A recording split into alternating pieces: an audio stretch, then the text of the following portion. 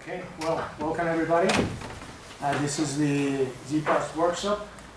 We're going to get through some GPars knowledge for the next 2 hours. In fact, are just 45 minutes, then we have a break, and then we will have another 45 minutes. So I'm going to do an introduction about the workshop. What are we going to do? What is our workshop itself? So first of all, my name is GARCÍA. I'm software engineer at Kaleidos. Well, those are my social addresses in case you want to check them out.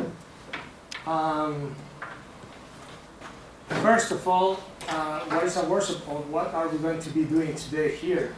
Well, there are a couple of things that I think are important. First of all, you are here to start learning about a new library. Well, not a new library, sorry, about a library, GPars. I will explain a little bit what is GPars, how can you use it. Of course, it's very important that feel free to ask whenever you want or whenever you don't understand something. I'm here to help you. So, and of course, the most important thing is to have fun.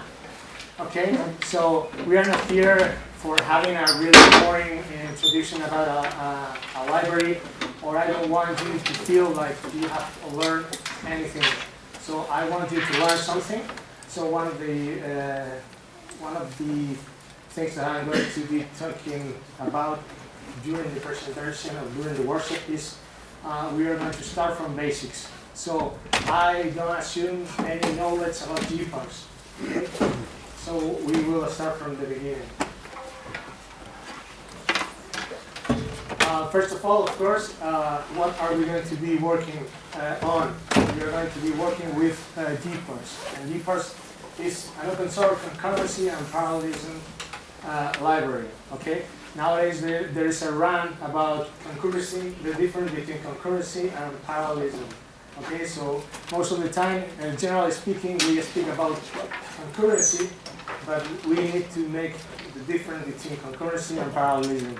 I think with some of the examples, I think it will be clearer. Okay. Now, as far as I know, GPars is in its version 1.1.0. Okay. And the greatest thing I think is about GPars is that it comes out of the box with Groovy. So somebody asked me this morning what was needed to start working in the workshop. Well, the only mandatory requirement is to have Groovy installed on your laptops. So as long as you have Groovy, you will have GPars, so you will be able to do the examples. Well, because GPars has a lot of abstractions about concurrency and parallelism, there are a lot of cases and a lot of abstractions, such as for join, asynchronous execution, actor, agents, Dataflows, and some others. Later on, we will see which abstraction we are going to be focused on. Okay. What is the plan for the next 2 hours? Well, I think a fair plan would be to be doing the introduction that I'm already doing. Then we'll get into parallel collections and how easy it is to use parallel collections with GPars. Then we will be discussing asynchronous executions and also speculations, which I think are very, very similar. So we will be doing examples around those topics. So I guess for the first hour, which is in fact 45 minutes, I think it would be enough. And for the second hour, we will be talking for some, I would say, more advanced topics, which are Dataflows and actors. Actors are getting popular because this aka, the Scala library.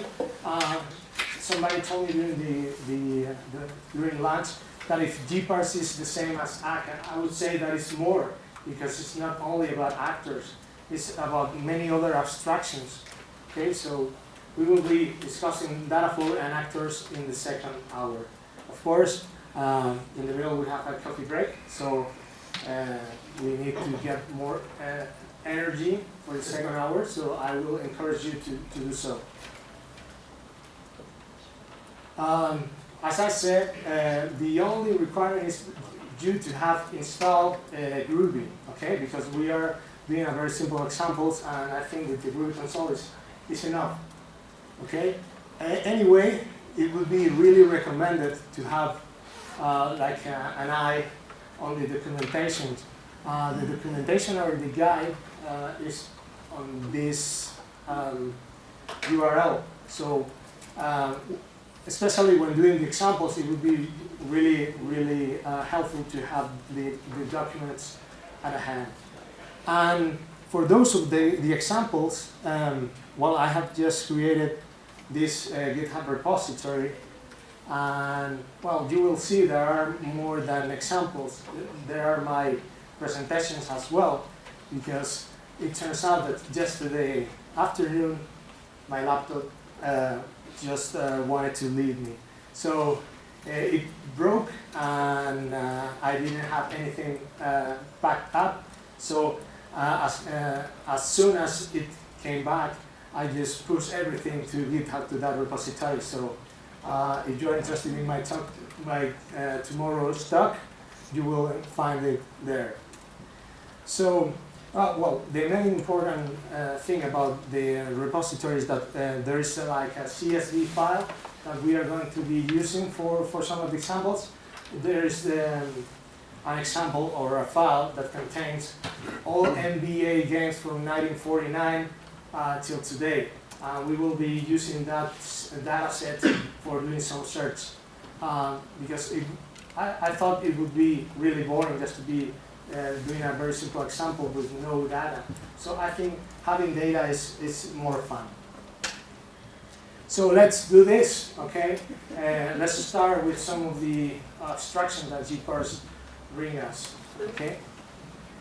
So before getting started, if there's any questions that you want me to answer you? No? Okay. So the first topic we are going to be talking about is parallel collections, okay? So I'm going to open the Groovy console. Let me do this a little bit bigger. Okay. So normally, when we are just creating a normal collection of a given set of numbers, okay? Let's see, 1, 2, 3, 4, 5, 6. It doesn't matter. Okay. So how we collect these numbers? We just say collect, and then we do some transformation. Let's say we just double each number by 2 times. Okay. So we just get the values. Okay. So what if we have to do a really complicated calculation, but I mean we want to use all the power of our laptop. We need those expensive laptops that have many cores, and we want to use those cores, and we don't want to do this sequentially because we think it would be better to use all the power of our laptops.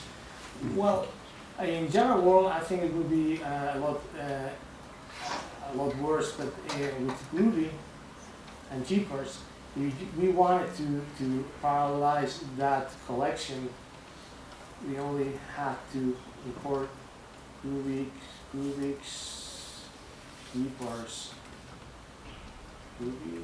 and then GPars tool, and well, we can just create GPars pool, and then the pool.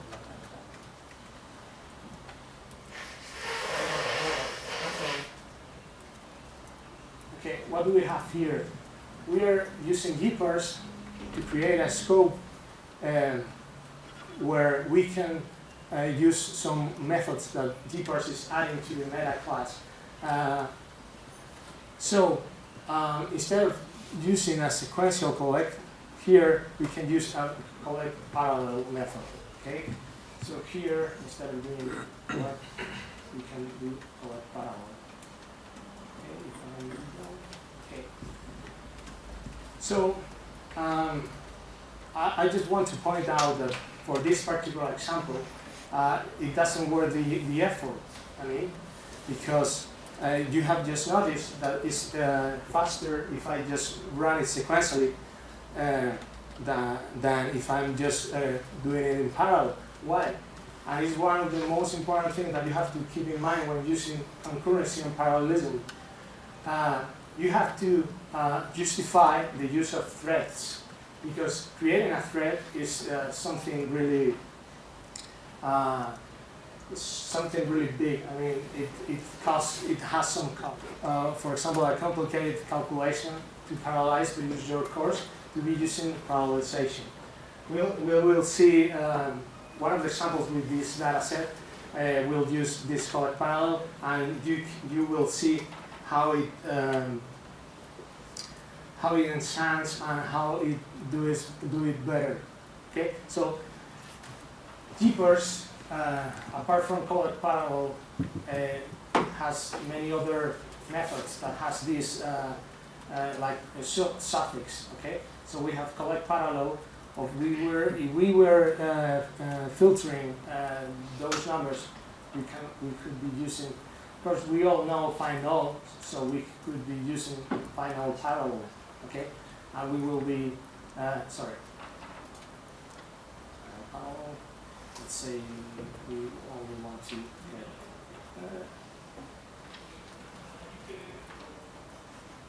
even numbers. Okay, so we are filtering those numbers in parallel using GPars. There are other ways of using parallel collections. Okay, let's say we don't want to change the way we are using the semantics of Ruby. We don't want to change find all because maybe our workmates don't know anything about GPars, and we want to wrap this, but they don't have to know about all the new methods. We can do this, for example, make as concurrent. Okay. Maybe I'm saving something. Let's see. Well, there are some other ways. Let's see. I don't know about hard, so I'm going to sneak a little bit. Make concurrent. It's because it's make concurrent, not make as concurrent. So make concurrent. Okay, transparent parallel, and I guess values. Well, I don't remember by heart. I will take it out. So there are some other ways of making your collection parallel without changing the specifics of the final. Okay. All right. So I want to show you some example I have prepared.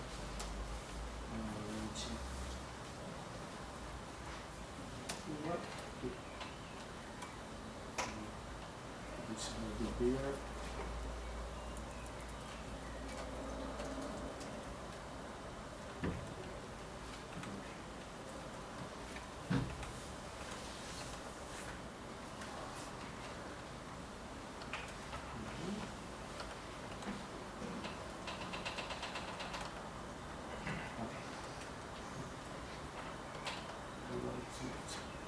So the first example I want to show you is just this data set I was talking about, the NBA score. So the problem here was to look for the worst defeat in an NBA game of all times. So what was the worst match for a given NBA team? So what's the worst defeat? So I'm looking through the file, looking for the difference between the visitor score and the home score. And the biggest difference I guess, was the worst fit for a given team. Okay, so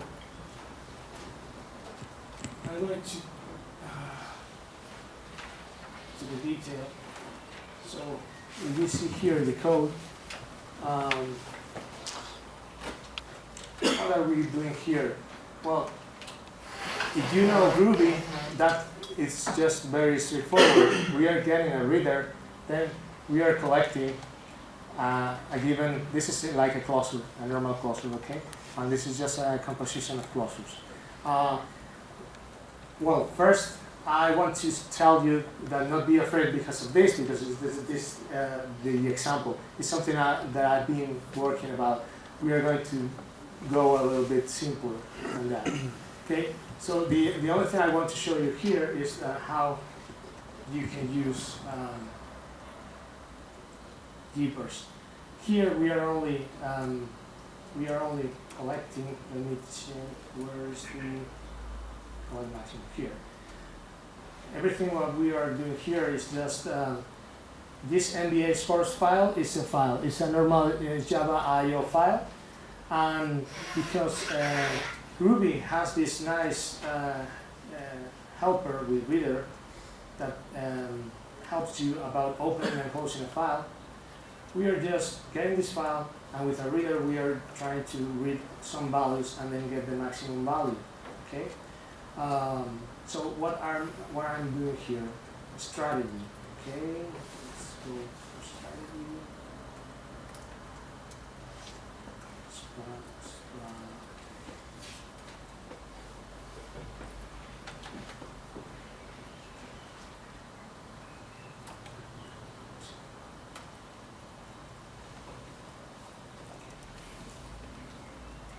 So the strategy here is different collector.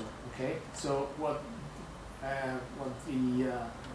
the specifics of this particular example is to get the difference of two given teams. Okay, so well, I'm just going to write this part of code, and what I'm doing here is that for a given line,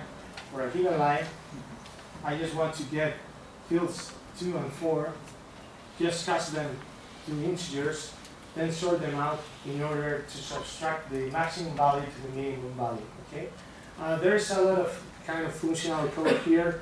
I'm using functions and composing clusters.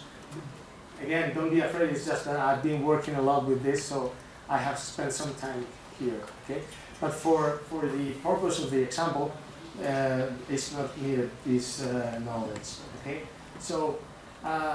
The first example I want you to start working on is let me open console.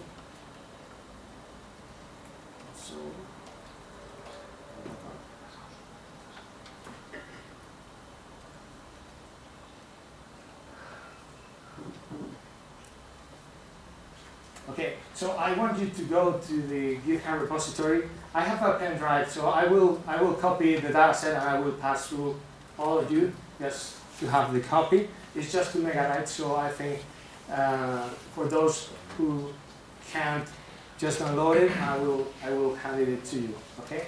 So what are we going to do right now? I'm just going to describe what the exercise is going to be. I want you to get the maximum visitor score of all times. Okay, I'm just going to some of the code that maybe you are wondering how do I start with the example. I will just put here, like, I don't know, the file and how to look through it. And the specifics inside the code, I will wait like 10 minutes and then I will go through the example, just in case somebody doesn't know how to do it. Anyway, I'm just going to pass through all of you in case you have questions and in case you don't know how to accomplish the example, okay? So this is the example. I'm just going to copy the data.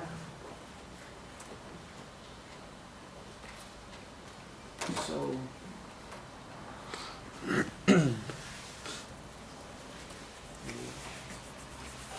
Who doesn't have internet connection? Because you don't have the password, or you don't I have? don't have the password. Okay. Thanks. I'm going to go here. The Wi-Fi is VPN. It's an open Wi-Fi, but then you have to go to your browser and insert the user password, which is username.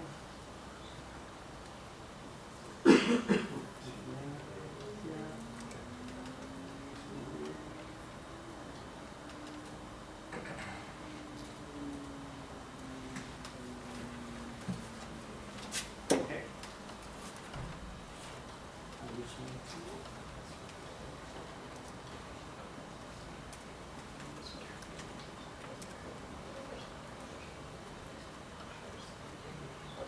I'm just going to copy this.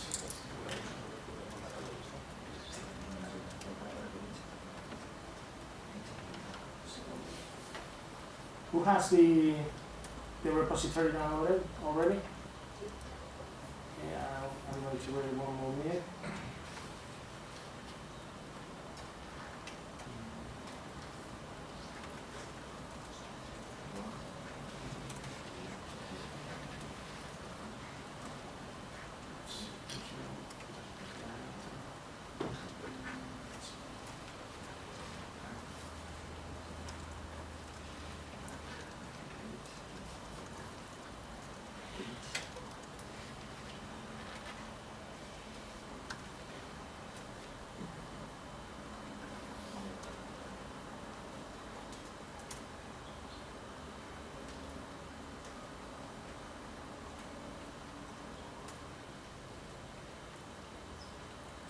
Okay, so who doesn't have the data set yet? Everybody has it? I don't. What? So I'm going to show you how it looks like.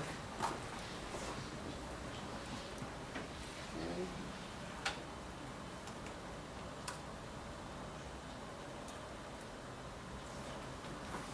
So here you can take a look at how the data looks like. So we have a column with the date. Then we have the visitors, which is the first the team. Then we have the score that have this thing, and then the home. The home team, and then it's a score. Okay. So I'm asking you to get the maximum score of a given visitor team. Okay. So I'm just going to put here how I would do it normal Groovy. I would say that I have a file, new file, whatever the path is, and with a given reader, I would be collecting the data. So the nice thing about readers in Ruby is that are iterables, so we can just collect values from them. Okay. So when we are reading a file, we are reading a given line. So if we split the line, it's like a CSV file. We have to split because every line is a string. It can be just splitting the line, and we are interested only in column number 1, 2, 3. Okay, we are only interested in number 3. Okay, this whole thing returns a lot of scores. Okay, so here, I guess, in an imperative way of doing things, I would be saying that this could be assigned to given value. Then that value should be an integer. I'm going to put here a value, then the score. and it's going to be as integer. Okay. Just to make it clear, let's say that this return score. Okay. There's one more thing here. Problem is that some of the lines doesn't have enough fields, so we have to be very careful with that. So let's see if we just ask if line split commas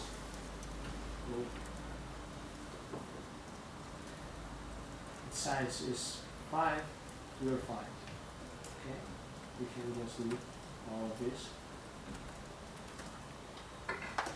I'm just doing a very imperative, just to go from here and then do it a little bit more functional or less verbose at least.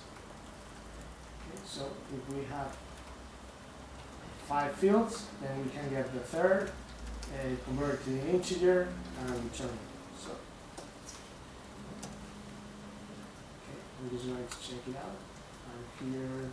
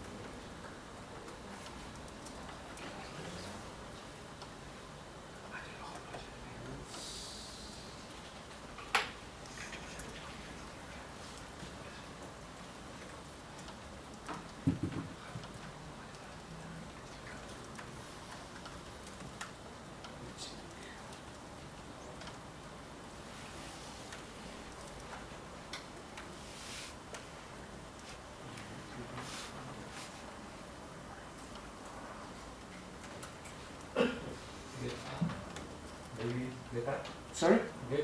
Yes, thank you. Yeah, I was trying to avoid the collection.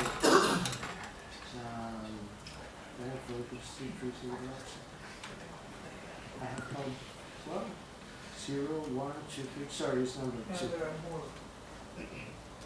It's number 2. Okay. So I can see here all the scores. It was field number 2. Okay. So I'm just going to stretch a little bit the code.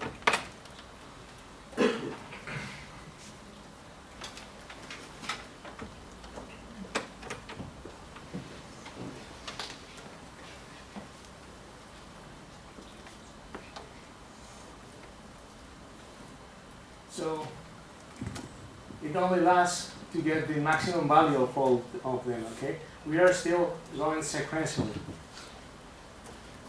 So how are you doing, guys? Are you there? Okay, this is going to pass through.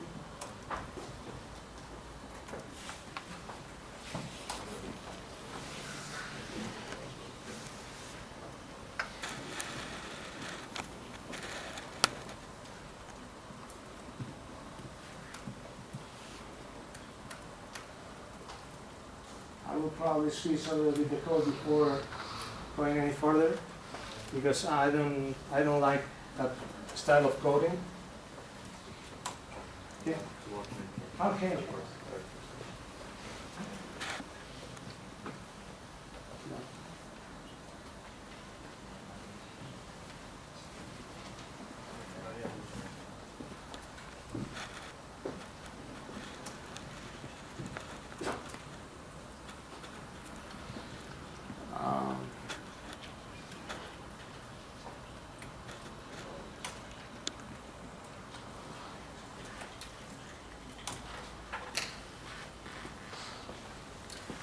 Somebody would have done this a different way. And by different, I mean more functional.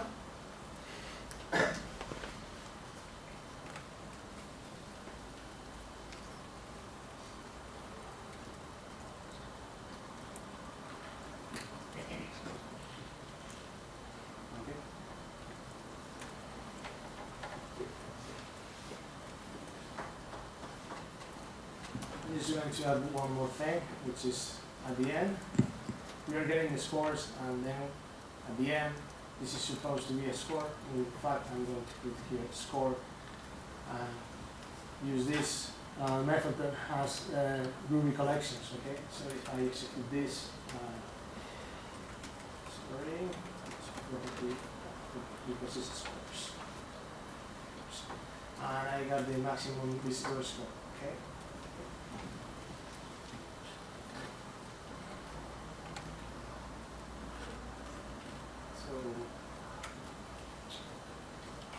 Again, if you have any question or you are stuck at some point, please raise your hand and tell me. I'm here to help.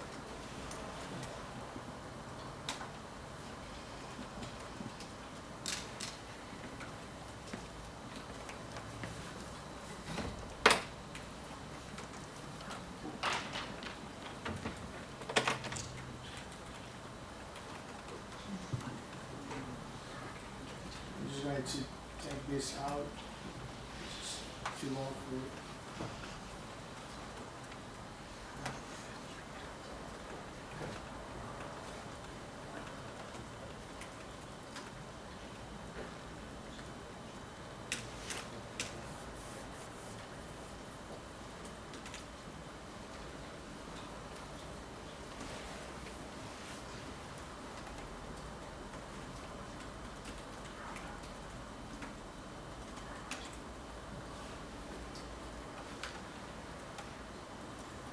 Well, I'm going to explain something. I think there is something wrong in the way I'm just planning the execution, because we are using collect, but we are collecting depending on one criteria.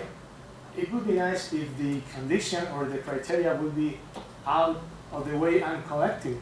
It would be nicer if the way we just filter the code and the way we collect it would be separated. Okay. So I'm just going to start doing some things here.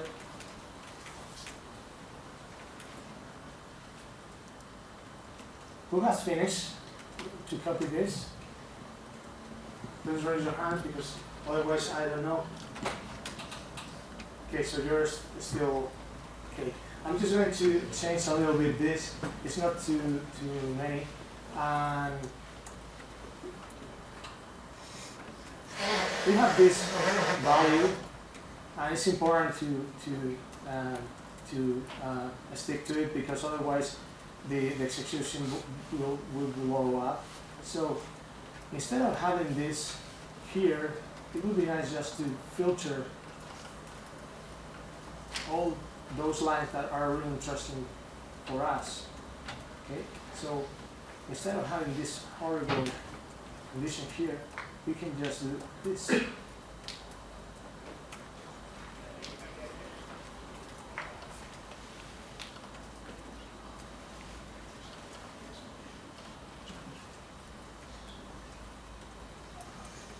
And now it's more clear what the code does. Okay, we have to find all the. This could be called like valid lines. Okay, so once we have found all valid lines, then we want to collect them in order to get the maximum value. Okay. Why I'm just going around the topic? Because especially when you are running multi-threading in multi-threading environments or concurrency, the less or the shorter is your code, the better for everyone, because it's less prone to errors. Okay.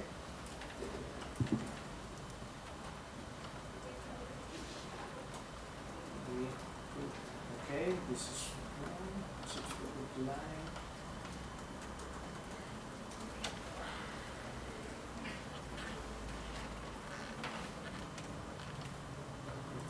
Oh, sorry.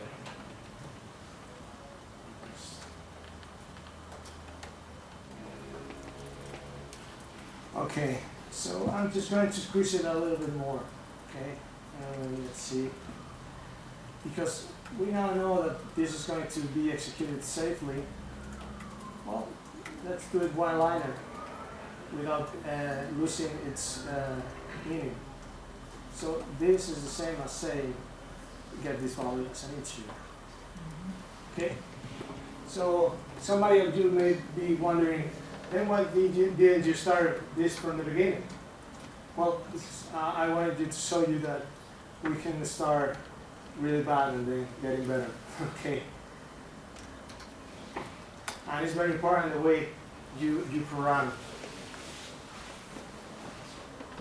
Okay. So now that we have this under control, let's do it in parallel. Okay. So I'm just going to wait like 3 more minutes. Yes? There's one thing that I don't like. You are splitting twice the line, so if it's really long. Yeah, you're right. You're right. What's going to do it nicely? Nice.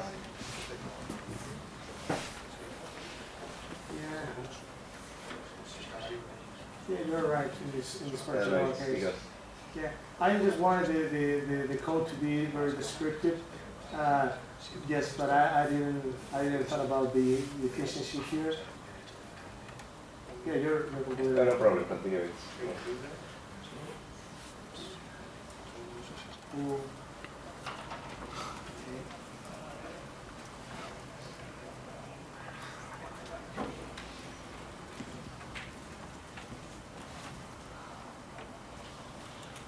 So somewhere around here we need to do GPars.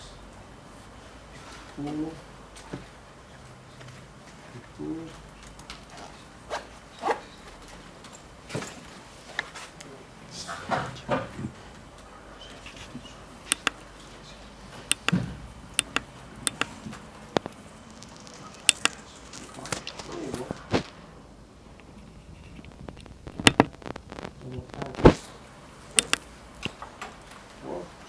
I think we are going very slow, so okay, I'm just going to write it down. Okay.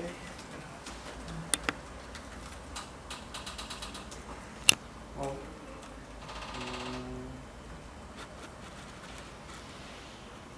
so there's one thing that's important to know is that we pull this method here, returns the value that is calculated within the scope of the cluster. Okay, so if I just do this,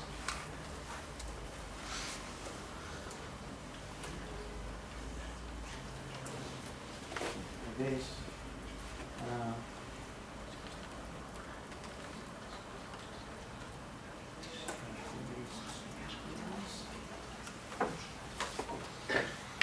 and then maximum value. Okay, you're in the value. So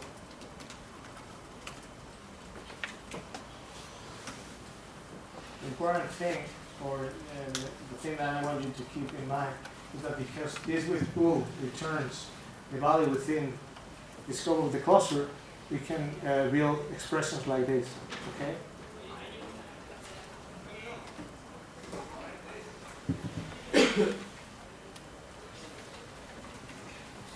Well, before my 5 minutes has passed like I didn't count an eye. I'll try to do it faster and it's second hour, because otherwise we are not going to be able to see everything.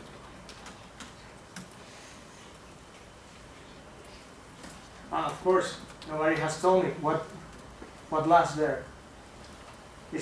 Right now it's not parallel at all.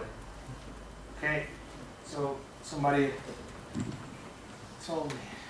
So here we can do final parallel. And we can do here collect parallel. Okay. okay? Now we're going to parallel.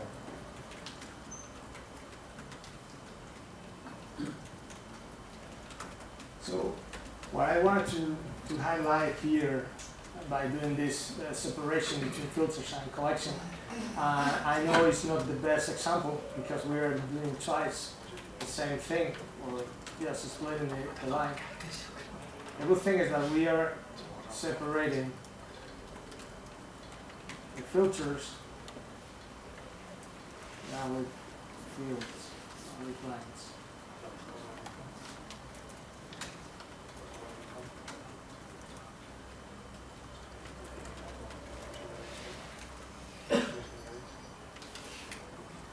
And we are keeping separated.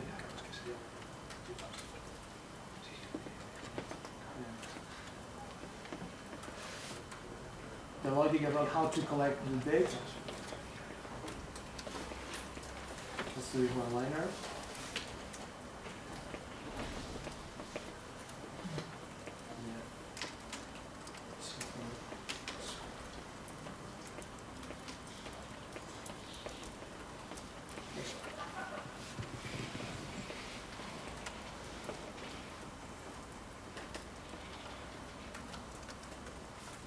So this 1, 2, 3, 4, 5, like 6 lines really told us a story and told us what the code does.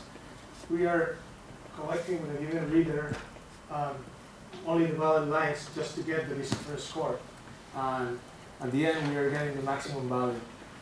And when we started, we had like a lot of lines of code that didn't say anything, but that there was so much code, okay?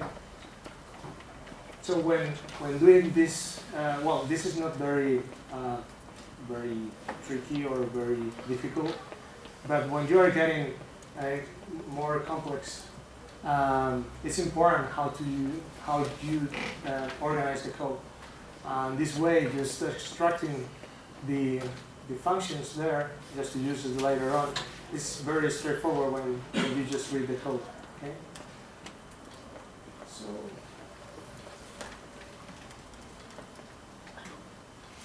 Okay. I think it was quarter to 3 when we were doing the break.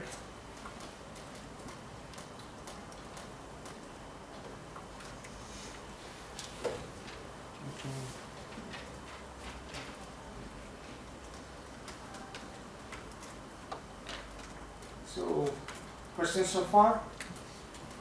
I think it's really straightforward just to collect in parallel the same way that we did sequentially in Groovy. So it's just a matter of just getting this school with GPars with pool, and then doing the logic within, because otherwise we wouldn't have these parallel methods.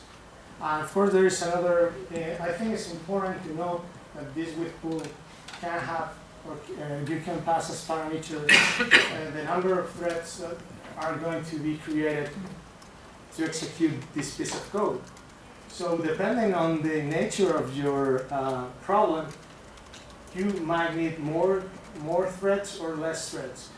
Of course, depending if you are using I/O or just using the core for doing calculations. Okay. So right now, my laptop only has 4 cores, and are the only threads that I want to use. Okay, so. Sorry, how do you measure something? Time to meet the. Sorry? Measure? Yeah, of course. As I told you, this is just an example for know how to use GPars. But if you have noticed here, it's even faster when you do it sequentially, because it's important to ask a question before you start. It's going to worth the effort of creating threads. So is your calculation so tough that needs 4 cores and it's going to be run but in memory, or it needs to use I/O, so it needs to hit a database, or need to hit some other website. All that things matters when you are planning the execution. Okay, So right now, we are just looping through a file, which is, by the way, is completely sorted out. So it doesn't have very difficulty. So it's going to take more time just to create the threads and then run the execution than it could be just running it in sequentially. Okay? So it depends on the problem. For example, I think we're running out of time. Somebody knows if this was until o'clock? It was until o'clock, it was 4:33. Until 4:33, so we just run. Okay, so we have now the break. We will keep doing some parallel exercise. And the next, for example, the next exercise, you will see how it can improve the executions and doing it in parallel rather than using sequential execution. Okay, and I will check it out this because you're completely right. I didn't see it up front, so I guess we can do it more efficiently. Okay. Okay, so we are going to stop now. We have the break. Let's grab some coffee. Let's get more energy. And in the second hour, I will try to speed things a little bit, just to see more things, because I think we got stuck into the parallel collections, and GPars has a lot more to offer us. Okay. The coffee break is 4:45. 4:45. Can you just? Sorry, I'm just a little bit confused. Oh yeah, there's a mini break. Yeah. Change over here. Okay, so okay, I just thought that you wanted to do some break. You want to go? So who wants to go all the 2 hours? Let's have a 10 minutes break. I think it's better just to break a little bit. We will come with more energy. Okay. So just let's do 10 minutes. 10 minutes break. I will see you in 10 minutes. Okay.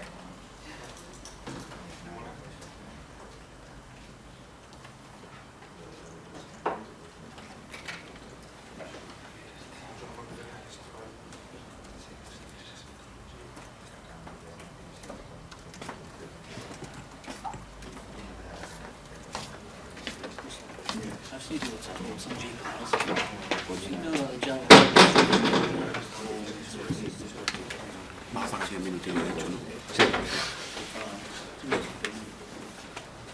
Okay, so what we have seen so far, well, I think very little, because we've been just doing different versions of this code. I was just trying to be more efficient during the 5 minutes that took the break. But I want to speed things up, so let's move on. So we have this way of doing parallel collecting. There are some other ways. I'm just going to, let's live with this for a moment. Okay, so we have this GPars with pool, and then we are just getting the reader, do this final parallel, then collect parallel, and then get the maximum value, okay? So there are some other ways of doing parallel collection with GPars. I would say more idiomatic, which are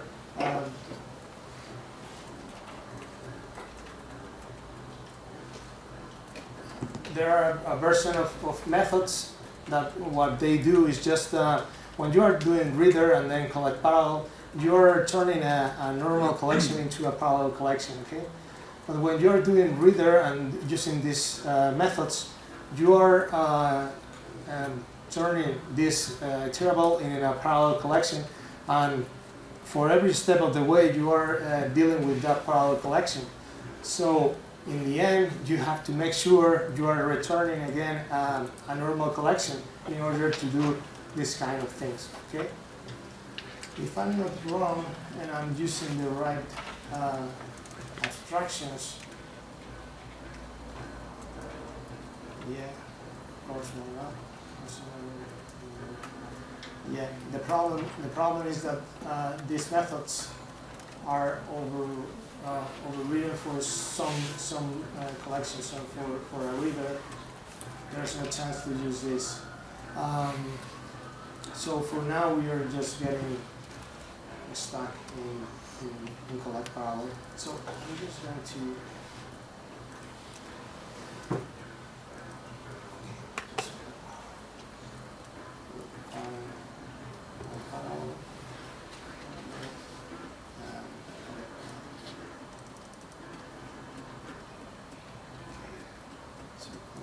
to do the code here.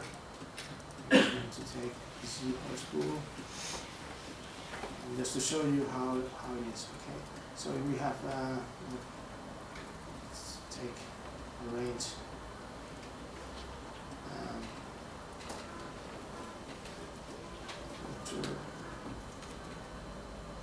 Let's take only the even numbers. Okay.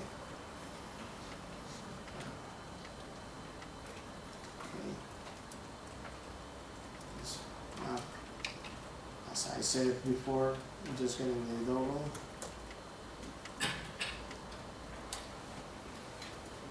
Okay. So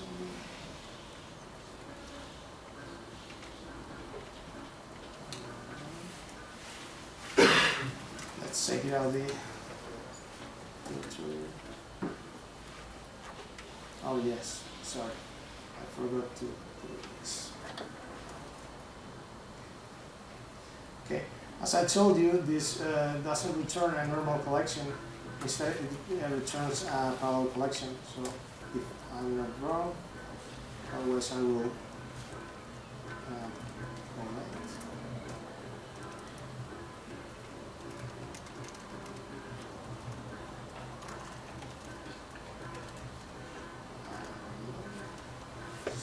Values.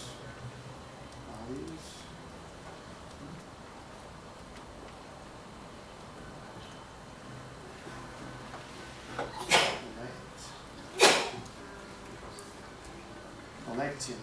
Oh, it's close. Collecting. There you go. Okay, so instead of using find all and collect, we can be using this way of doing parallel collection. Okay, the main difference is that just that instead of converting the structure, the normal collection into a parallel one, and then do it every step of the way, we are just sticking to the parallel collection till the very end. So there is less cost of converting both data structures. Okay.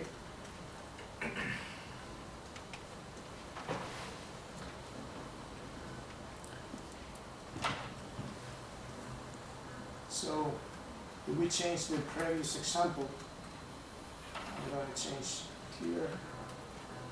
Still don't know if I can do this with any iterable. So let's find out. Filter and then map, and then collection. So, yeah. Okay, I'm just going to get rid of this just to stick to the example. So I think it's a little bit faster, but so it's more idiomatic. It's more if you are interested in functional programming, many other languages take those type of method names as a convention for doing filtering and converting or collecting data. Okay, filtering, map. Okay, so here I just wanted to point out the difference between using the normal collect and find parallel versions instead of using this. Remember, this takes into account that we here just convert the normal collection into a parallel collection, and here we are using the parallel collection, and here we are using the parallel collection, and only at this point we are just getting again a normal collection in order to keep using it as we used to. Okay.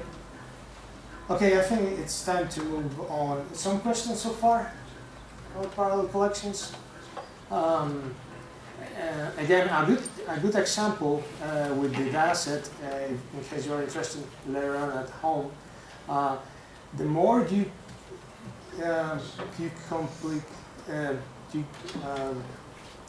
the more complex is the collecting and the filter, the more you will get the power of parallelizing your code and your data structures, right?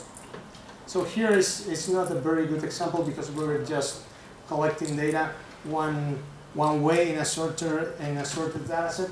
But the more complex is the data, the more power you will see in looping through a collection. Okay, so let's move on.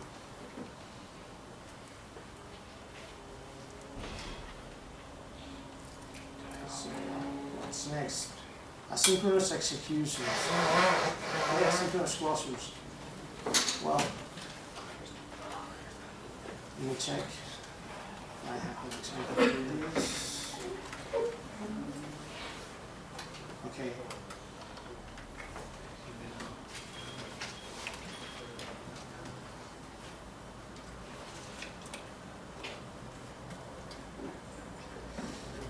Again, I have just prepared for you to have as a documentation this example. I'm just going to show you. Let me bring some comments.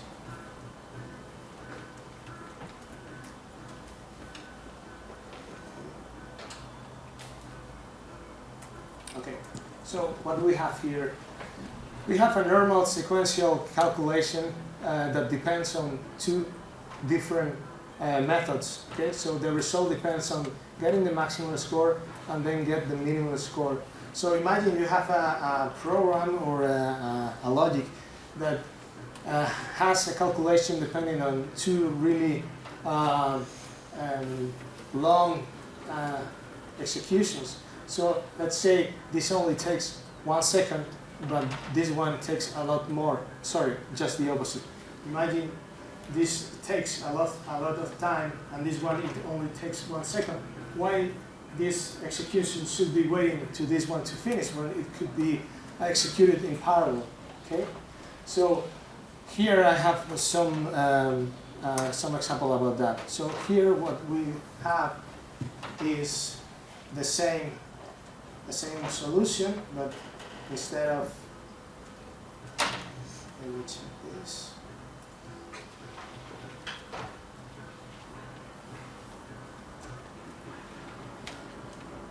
I'm all interested in this part of the code, okay? So we have with GPars this method, execute asynchronously this method and this method.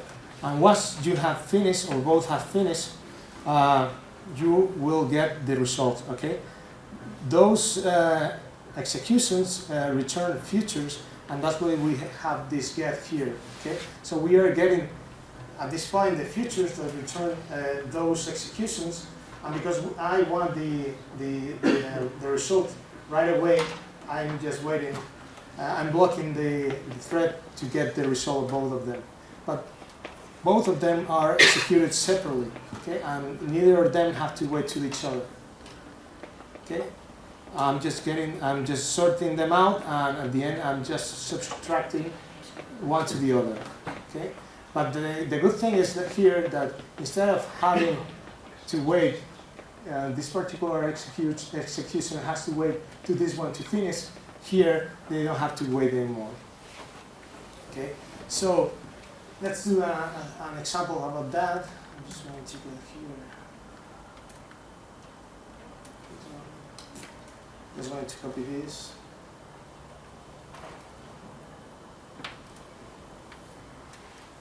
Open the Groovy console.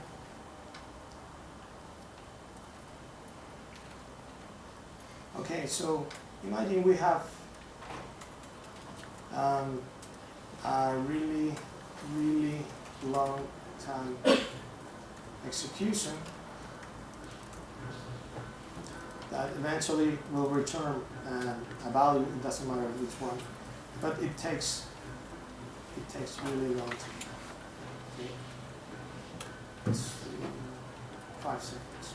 Okay. We have this really fast. Sorry, I'm just forgetting to put the equals. Those are clusters, okay? Return just 4. It doesn't matter the value. Okay, so what I want to know is just to take the result of the really long time execution minus the really fast execution. Okay. So, of course, it's taking its time because the really long time execution is blocking our execution, by the way. So, but imagine that. Well, let's do it a little bit more clear. Imagine the really fast execution takes 1 second. So the overall, because we have just planned the execution like this, the whole execution will take just 6 seconds, okay? But let's say that my client wants to be very efficient and wants this method or this execution to take at most or top just 5 seconds. So how do we do that? So as we saw, we can just let's copy this again.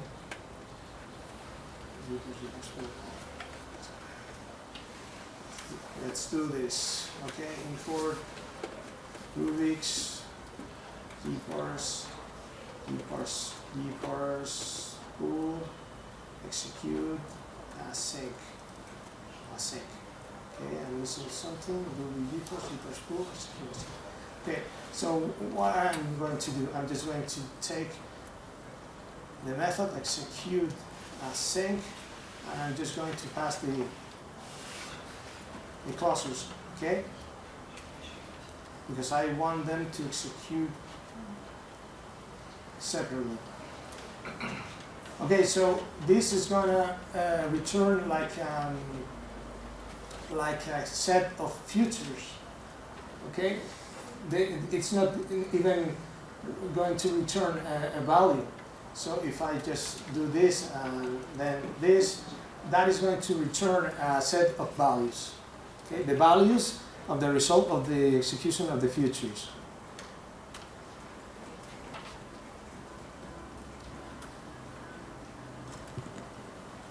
Okay, so the most important thing, right now I have just set the time those executions, how long do they take, but imagine in a real world, we cannot assume the order of those executions when they return.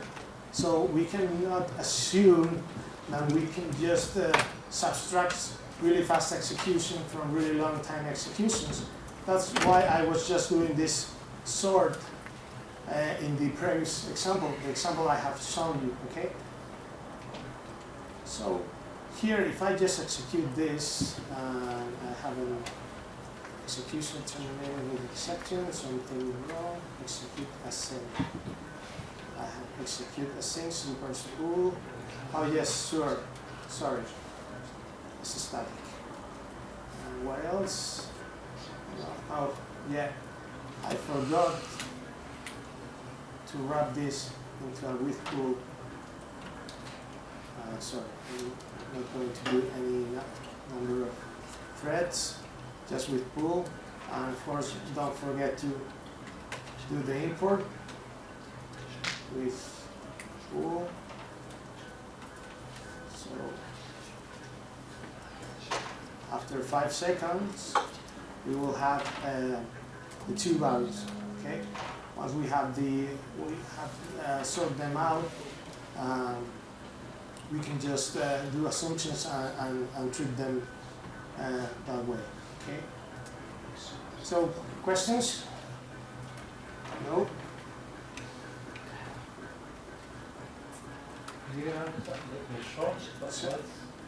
What does this? Why? Sorry, it's because in the previous example I was just trying to subtract. I was trying to do the difference, to calculate the difference. So I didn't want to subtract 4 from 8. I just wanted to subtract. Sorry, I didn't want to subtract 8 from 4, but the other way around. So that's why I was sorting them out, because I was doing. I had this subtract cluster, which takes the maximum and the minimum and the maximum value, and the maximum value just this maximum. Okay, so if I just sort them out, I can do this subtract. So what is this code doing?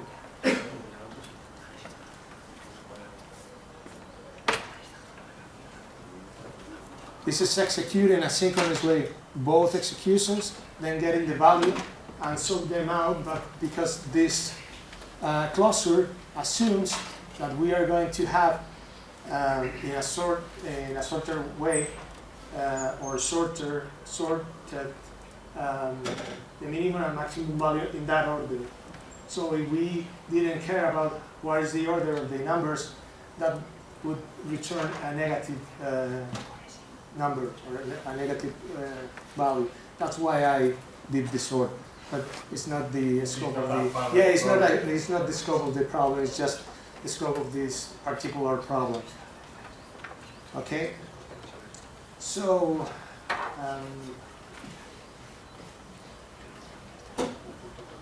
Let me check, because I think we're yeah. Let's move on. Has anybody any question about this? It's just because I think we have too much to talk about and very less time to well, time is limited, you know. So let's move on a little bit. And if you have any questions or you want me to stop at some point, just tell me. Okay. So. Speculations. Okay, I would say speculation is like a special case about asynchronous executions. Is when we don't care or we expect that the value returned from two different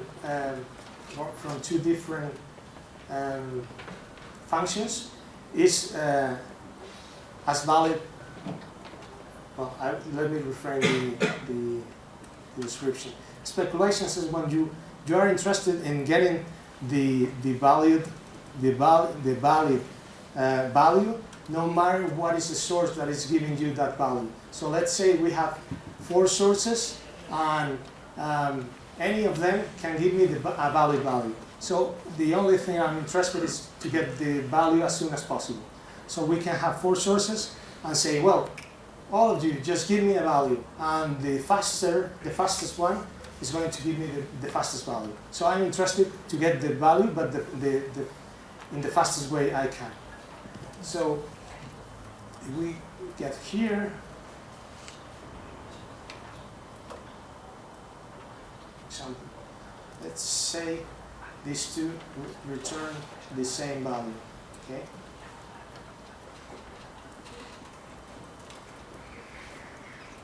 I have to sneak a little bit because I don't remember. I think it's just a speculation.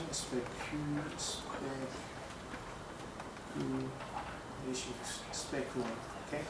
So here we have an example. Okay, you can just use it. Okay. So here we have a very good example.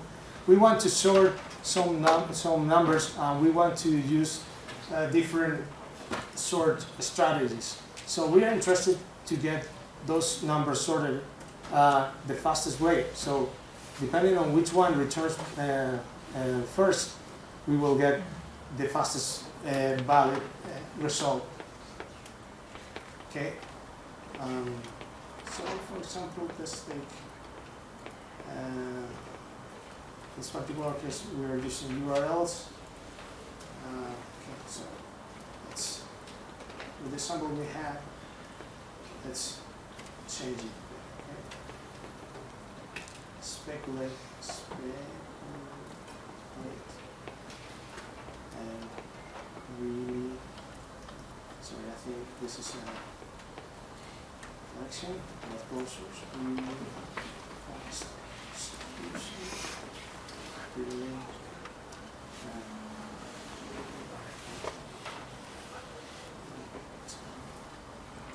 execution. Okay, I think I'm missing something, so I just wanted to check it out. Alternative one, also, I think we are fine. So, sorry? Oh yes, thanks.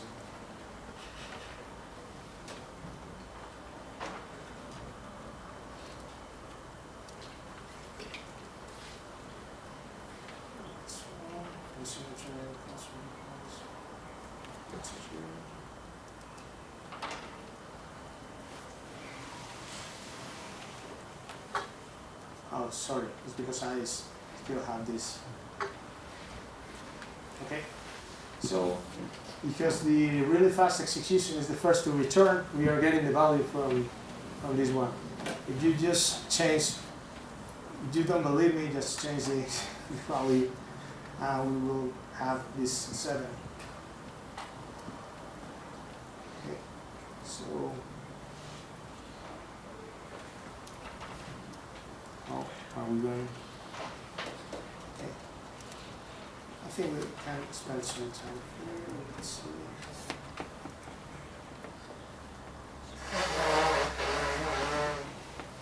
So this is very helpful when you have two different strategies for getting the same value. Sometimes it's just a matter of getting the value from the fastest source. So depending on your problem, you can take advantage of this strategy. Okay. What happens to the slowest one? It's killed or it's well, I think. Well, I'm not sure. I think speculate. I have to check the implementation, but I guess it's the same. It's the same. Continues to run the ground basket. Sorry. The slowest one continues to run the ground. I'm not sure. Maybe. Sorry, Russell. Can you just? He's asking if when doing a speculation. Well, of course. I was just answering myself. When the speculation returns the fastest one, if the slowest one has finished or it just is terminated. I think it continues, but I'm not sure. I don't know. I didn't know, okay? I just thought that you may know it, but well, never mind. I'm not sure. I will just check it out. Have a look at the source code. Okay. Any other question? Okay. We are going to move to another topic. Let's see how far we can go. I think the next topic is about data flows. Data flow, that's right. This is a very nice abstraction. Okay, so I have a very simple.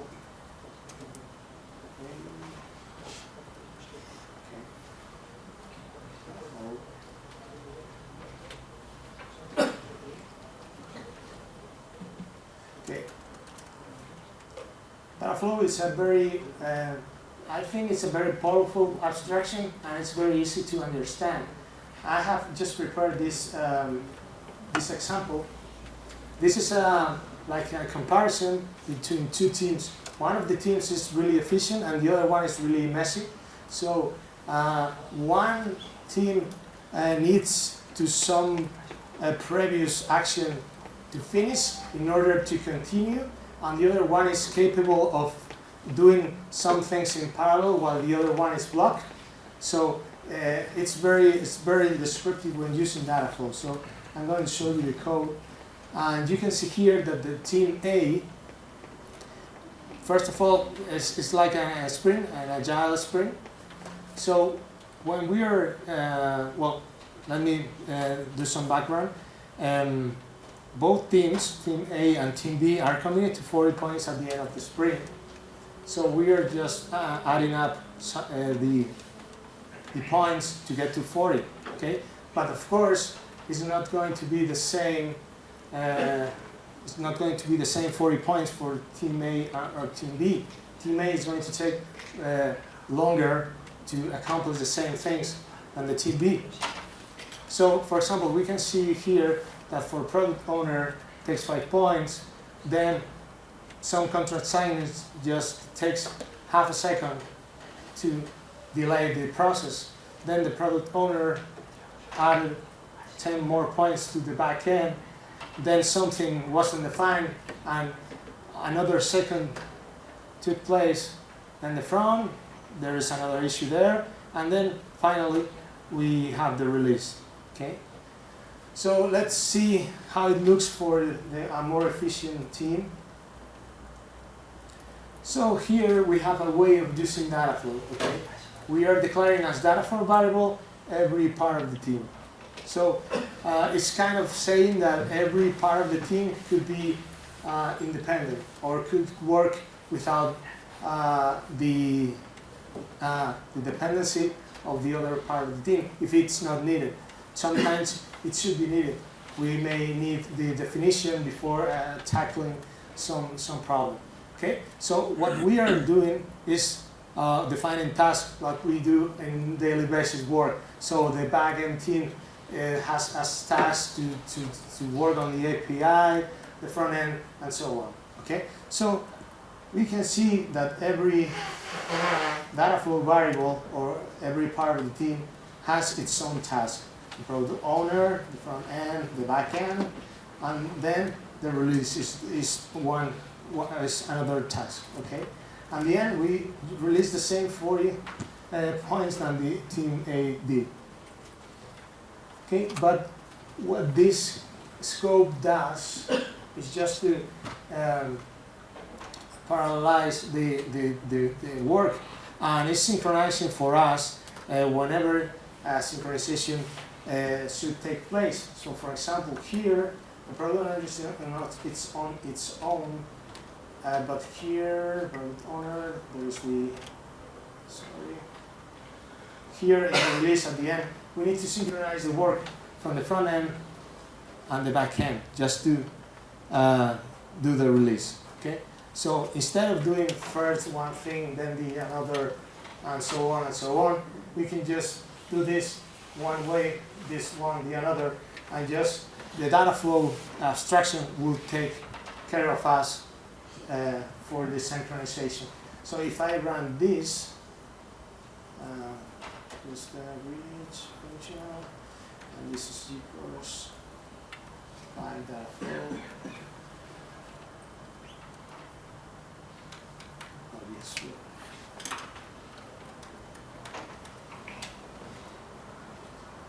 Groovy User 5 Dataflow Groovy. It's going to take some time because I'm using this library. It's called gbench. It's very nice for doing micro benchmarking. If you are interested in knowing if your change has some impact in the time that the execution takes, I think it's a very nice library to take advantage of. So it's declared a time for warming up, just not to having false positives. So the Team B has clearly beaten the Team A because of that. Every part of the team doesn't need to wait till the another just to accomplish their work. So they do it in parallel, and then the Dataflow take care instead of us doing the synchronization. Okay. So I wanted you to do an example with this, and let's see how it works. I have called it, I don't know if it's a good translation, it's cookery. I want to cook something, okay? I want to have several teams doing some dishes, okay? So let's say we want, let's recover the console, Groovy console.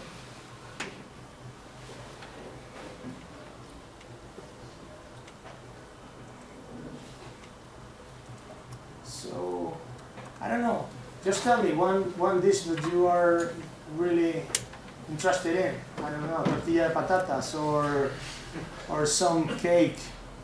I don't know, I'm not very good cooker. So let's say we are going to do, well, if nobody says anything else, we will be cooking a tortilla de patatas. So tortilla.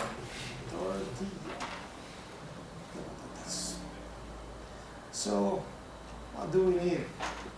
We need somebody to do the fries, okay? Somebody to beat the eggs. Everything, put it in a pan, and what else? The concept is got the... Of course, got shredded potatoes.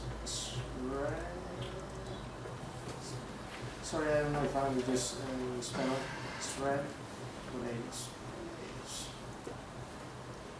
Okay, so all those tasks are needed in order to eat. I don't know if it's going to smell or taste good, but at least we are going to try it. So think about this as a task, and let's do some data flow. So for example, the first thing I'm going to do is just to put the needed abstractions. So I need to use the task. Okay, let's copy.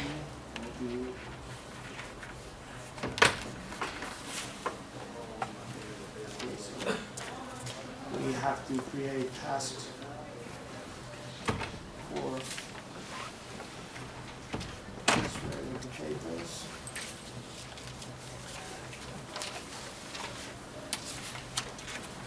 Another task for the fries.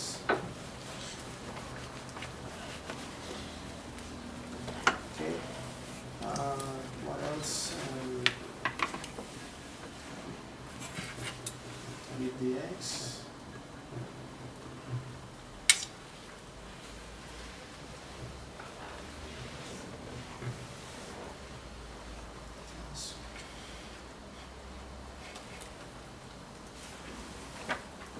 And then the pan.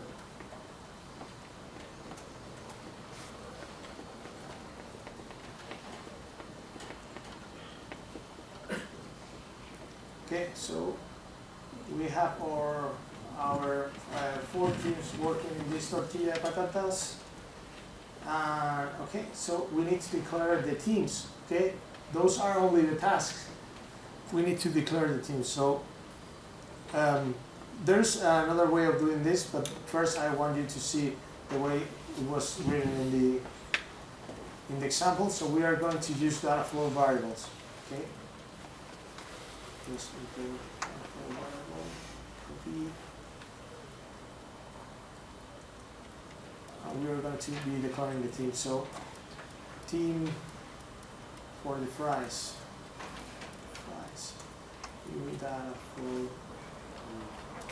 sort them out because I don't want to run out of time. Span. Team spread. New for variable. Left team and what else? Beat and pan. Beat and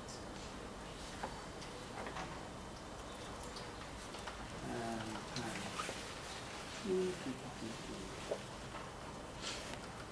And pan. Okay. There's one more thing here that I think is important because sometimes we just delegate into the library the number of threads, or especially the number of threads we are using. Here we are using this default P group, which is the group where all our tasks belong. If you just see here, we are saying that this task is grouped into this group. Okay, so Here we are declaring the number of threads we are using for that specific group. So if we are concerned about that kind of things, we should be using that. So I'm just going to put the import here and to create the group old P group, ongoing P group, number 4, and then just make all the tasks belong to the same group. Okay. So now we have the fries, and well, let's just say that every team is going to take a while. So every team has a value. So for example, team fries has the value 30. Okay. And let's see, this thing is going to take like 2 seconds.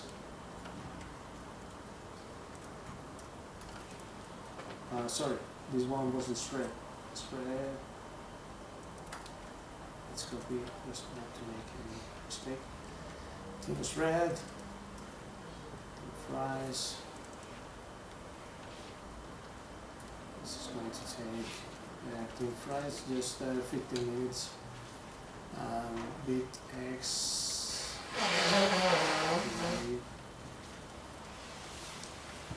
Just 4 minutes, and time, let's say team time just 5 minutes. Okay. Just to make it a little bit real, just put some time on all of them, at least just for 1 second. Of course, there must be a team that is going to delay the whole thing, but it's up to you to choose the one you want to delay. So in my particular case is the one who's shredding the potatoes, okay? So we have this, yeah. Okay, yeah. Here we are using this notation instead of equals. Okay. Why? Because Dataflow has been thought as a way of streaming data. Okay. So we are not just putting this value into this variable. We are just sending to this channel a given value. So we could be just thinking this as the way we are using it, or we could be just having like a channel who is feeding from a given source. So in this particular case, okay, we have this, and in the end, of course, we have just missed the task of, I would say, it, which is a combination. Let me just declare it here.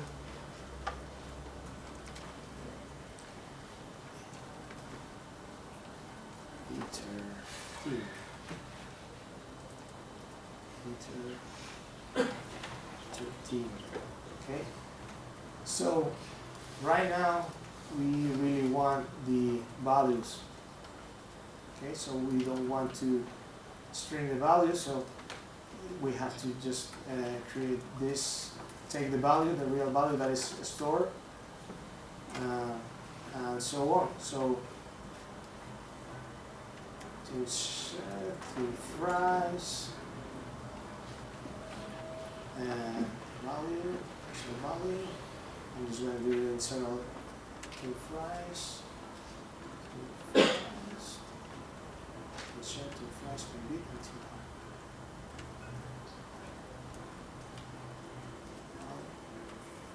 and then team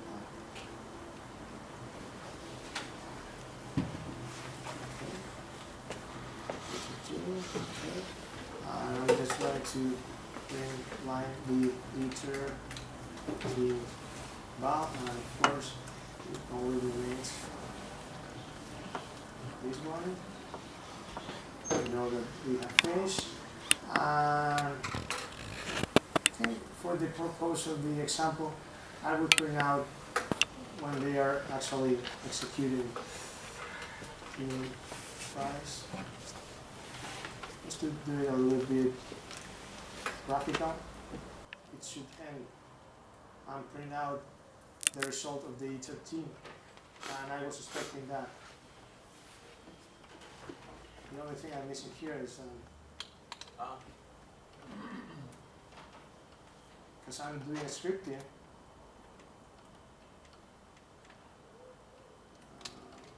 I should be very careful with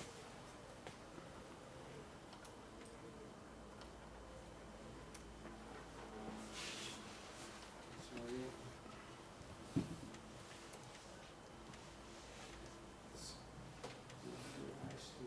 There must be some dependency here. Team fries 15, maybe 14.5. There's shred fries 15.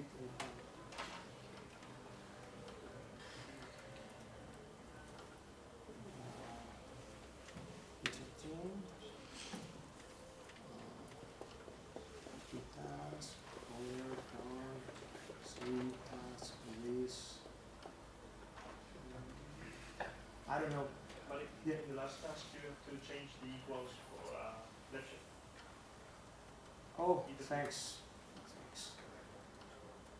Okay. So let me stop this. There you go. Thank you.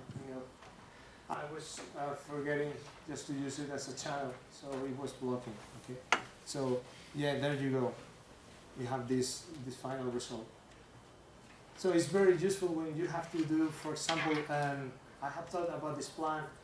Imagine you have to load your database with the first loading data, and you have some dependencies.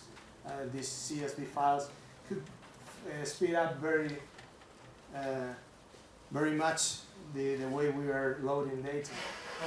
If we have dependencies in some part of the data, we can just keep them separated with the data that has not any dependency at all. Okay. But for example, team fry need to be started after check. But you can start with also like. Sorry? To do a Yeah. I can shred the potatoes Yeah. and fry, and at the same time, other thing can be. Yeah. Exactly. But this is what we need.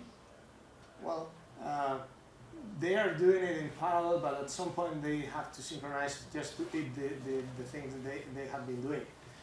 That doesn't mean that they are doing it in the right order. Okay, they are just doing one part. Somebody is just beating the eggs, and the other is just doing the pan. But maybe there's no egg in the pan. So depending on the problem. Okay, that. But in this case, in this rare case, Yeah. how do you write that the fry need to wait to escape? Ah, of course, yes. That the same way I have just done here. So if, for example, we need, in order to do the pan, we need, for example, the x, I would say this. Okay, I'm saying here that there is a dependency between the value of the result of this channel and in order to put that value into this. And we are not going to execute this one until this dependency has been resolved. Oh, So it's really nice the way GPars just show us the dependency of something just in order to accomplish a task. So that's why really nice to put it this way. And I mean, you can create any type of dependency and it's always going to be that way. So at the end you can remove the X. Which one? At the end, Over the code? You can remove? What do you want to remove? No. No. Oh, well, never mind. Well, there is another way of, I don't know if I have this here, right here, the example, but instead of declaring Dataflow's variable, we can just create what is called Dataflows. Okay, we can just wipe out all this code and create Dataflows. Dataflow. Okay, with this Dataflow, we can just be declaring variables along the code. Okay, to fries. Imagine this as if you were, I don't know, imagine a distributed queue like RabbitMQ. I'm just creating a channel. From this distributed environment, I want to create a channel just for getting this type of values. And it reduces a lot of the verbosity of the code. Okay, so we have still 5 minutes. I want to show you actors. Okay, I'm just going to show you the typical ping pong example. Just close this. I want to close. Okay, so this is a typical example. This is just sending a ping to this actor and then just returning again, just reacting to that ping with a pong and so on. And there are two ways of using actors. Speaking about using the API, sorry.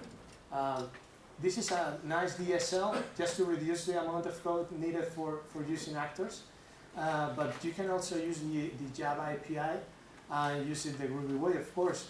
But you can be declaring classes that extends some type of a specific actors, such as the file actor, dynamic dispatch actor, and there are one more, I don't remember its name.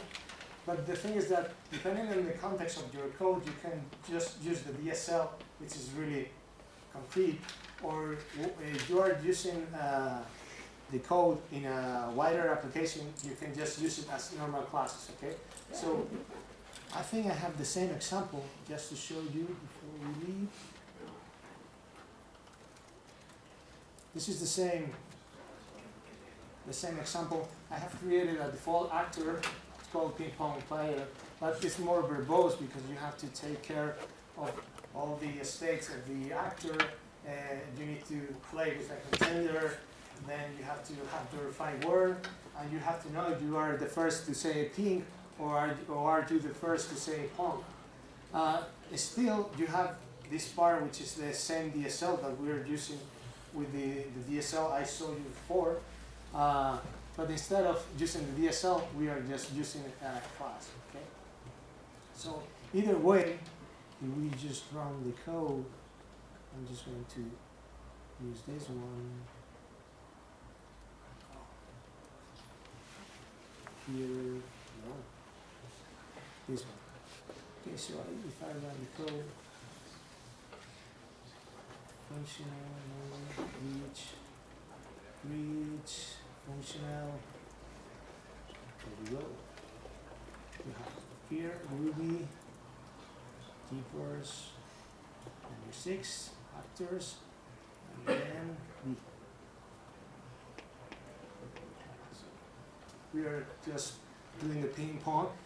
Well, the key point here is that actors are used mainly for passing messages from one to another or from one actor to any other abstraction. So in this particular case, it's a very silly one. We can see how are we passing messages between the two actors. Okay.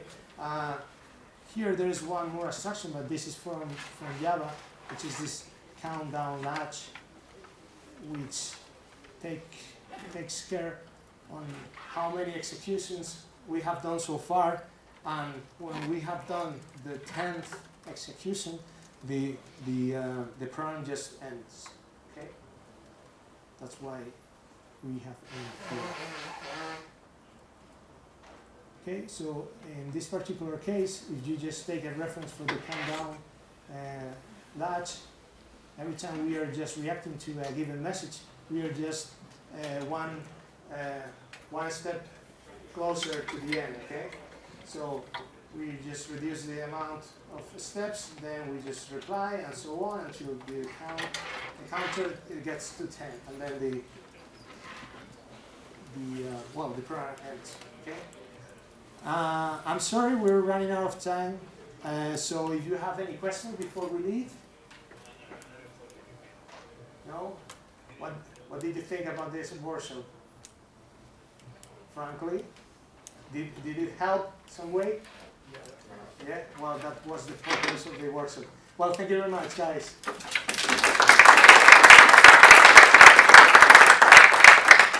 If I could just answer the question Yeah. that was asked here.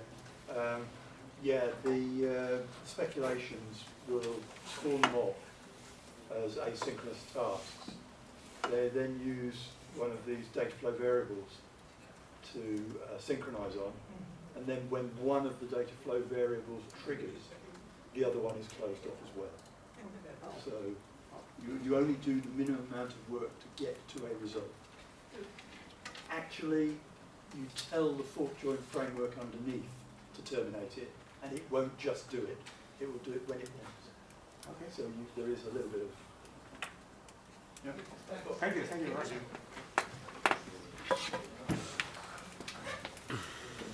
Finish.